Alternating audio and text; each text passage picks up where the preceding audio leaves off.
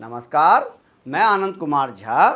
Exit poll आ गए हैं और जो एग्जिट पोल के नतीजे आए हैं उसमें साफ साफ दिख रहा है कि बीजेपी की बम्पर जीत हो रही है।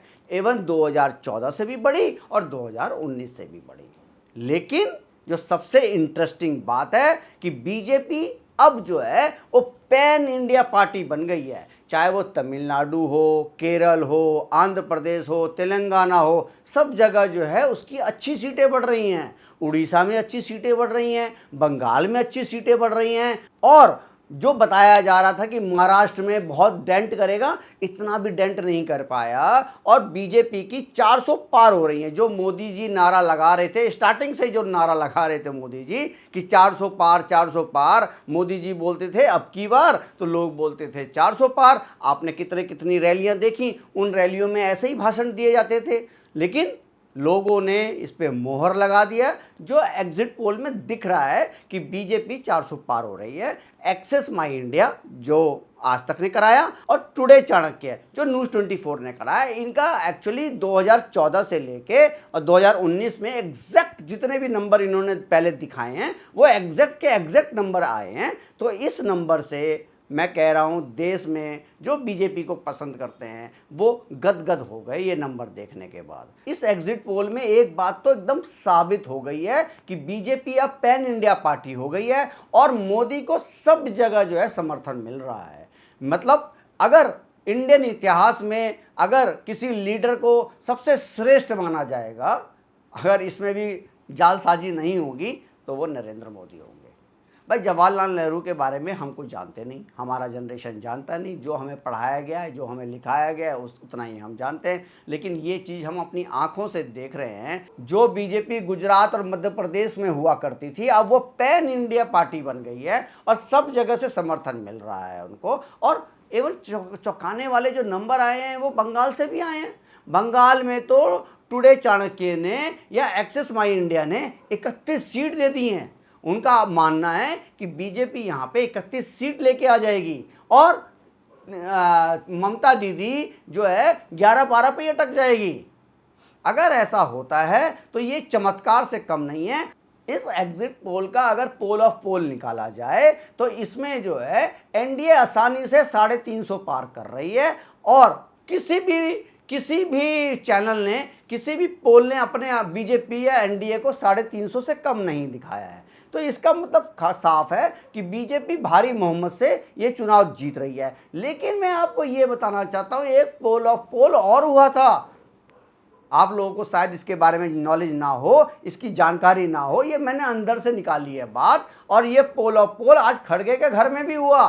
सभी अपोजिशन के लीडरों को बुलाया गया और उनसे पूछा गया कि भैया अरविंद केजरीवाल जी आप अपने नंबर दीजिए, सीताराम येचुरी जी अपने नंबर दीजिए। ममता दीदी से तो आई नहीं, ममता दीदी ने तो इनकार ही कर दिया। मैं नंबर क्या दूँ, 11-12 नंबर आ रहे हैं तो मैं क्या दूँ, तो वो उन्होंने आने से मना कर दिया। सोनिया गांधी हो गई, प्रियंका गांधी हो गई, राहुल गांधी हो गए, मतलब भगवंत मान हो गए, सब आए थे, सब ने अपने अपने नंबर दिए। उन पोल ऑफ पोल का अगर कांग्रेस ने जो है बताया कि हमारे कांग्रेस की 295 सीट्स आएंगी। लेकिन पोल, ये जो एग्जिट पोल आया है इसमें तो ये आंकड़ा दूर दूर तक नहीं दिख रहा।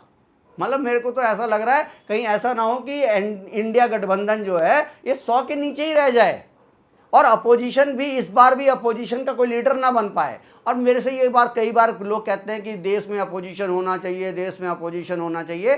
तो मैं तो साफ कहता हूं कि देश में अपोजिशन की कोई ज़रूरत नहीं है। अगर सरकार अच्छी चल रही है तो, सरकार बेईमान होगी तो ही अपोजिशन की ज़रूरत है। भाई अगर मान लो मतलब इसको अदरवाइज ना लें कोई लोग, इसको मतलब मेरे एग्जाम्पल को अदरवाइज ना लिया जाए। अगर सपोज करिए किसी भी माँ बाप का बच्चा नहीं हो रहा, तो ऐसा तो है नहीं कि कोई नालायकी है भगवान मुझे तो बच्चा दे दे, लेकिन वो नालायकी होना चाहिए। ऐसा तो कोई नहीं चाहेगा कि अपने कहेगा मुझे तो कोई भी बच्चा दे दो, नालायकी दे दो। तो भाई जब अपोजिशन इस लायकी नहीं है तो देश इसको स्वीकार क्यों करे अपोजिशन को। अपोजिशन में कोई ऐसा बंदा नहीं है, कोई ऐसा लीडर नहीं है जो ये अपने डंके की चोट पे जो है इनको आगे बढ़ा सके।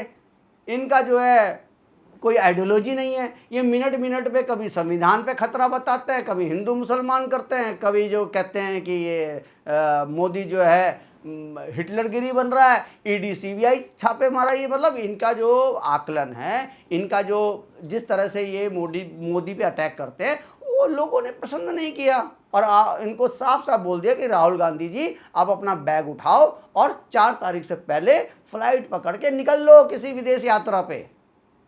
और केजरीवाल जो है सबसे बड़ा झूठा आदमी, वो तो कल जा रहा है तिहाड़ जेल, अपने घर में उसकी एंट्री कल हो जाएगी, वहाँ पे जो है चौथी पास राजा की अपनी कहानी सुनाएगा। तो आप ये जो एग्जिट पोल आया है, इससे आप कितने सहमत हैं और आप लोगों को क्या लगता है कि बीजेपी कहाँ तक पहुँचेगी? क्या इस बार वाकई मोदी और शाह की जो जोड़ी है ये 400 पार कर लेगी क्या? और जो तमिलनाडु में जो बीजेपी की एंट्री हो गई है, एवं केरल में बीजेपी की एंट्री हो गई है, तो इससे आप लोगों को क्या संदेश जाता है? क्या इस विधानसभा चुनाव जब तमिलनाडु में होगा तो उसमें बीजेपी कुछ असर कर पाएगी कि नहीं कर पाएगी? भाई 25-26% वोट शेयर लेके आ रही है भाई। अगर कोई पार्टी जो पहले 2-3% वोट शेयर लेके आती थी, आज वो 26% अगर वोट शेयर लेके आ रही है, तो इस 26% को 35-40% करने में ज़्यादा टाइम नहीं लगेगा अब। लेकिन हाँ, ये बात भी सही है कि मोदी और शाह ने जो है इस तमिलनाडु के लिए बहुत काम किया है और बहुत काम करना चाहते हैं, और उन्होंने जो बहुत ज़्यादा फोकस भी किया है कि तमिलनाडु से हमें ज़्यादा से ज़्यादा सीटें मिले। अब देखते हैं कि ये जो एग्जिट पोल आए हैं, क्या वो वाकई एग्जैक्ट पोल होंगे कि नहीं होंगे। लेकिन इतना मैं जरूर कहता हूँ जाते जाते कि भाई कुछ यूट्यूबर्स की तो आज की नींद खराब हो गई है। उनकी जो है यह आकलन करके बैठे थे कि कांग्रेस पार्टी एनडीए गठबंधन 303 आ जाएगी। यहाँ 303 नहीं, 103 भी नहीं आ रही भाई साहब। तो उनकी नींदें खराब होंगी।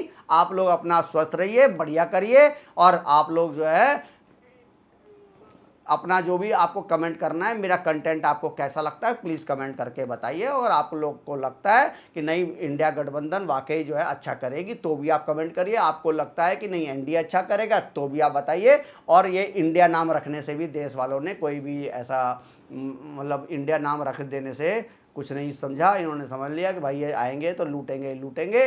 राहुल गांधी कितने भी 1-1 लाख रुपए बांटने की तैयारी में थे, लोगों ने इनकार कर दिया। लोगों ने कहा कि हमें आपके 1-1 लाख रुपए नहीं चाहिए।